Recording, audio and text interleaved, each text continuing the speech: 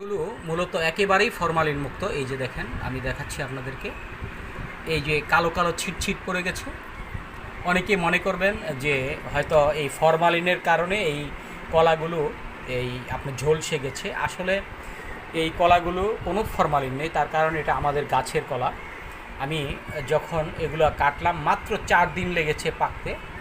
এই যে দেখেন কলাগুলো, যারা মনে করে যে এই ফরমালিন দিলেই কলা এই আপনার জলসে যায় কিংবা কালো হয়ে যায়, আসলে যেই সব কলাগুলোতে ফরমালিন দেওয়া হয় এই কলাগুলোই কিন্তু একেবারে একেবারে সুন্দর টকটকে থাকে।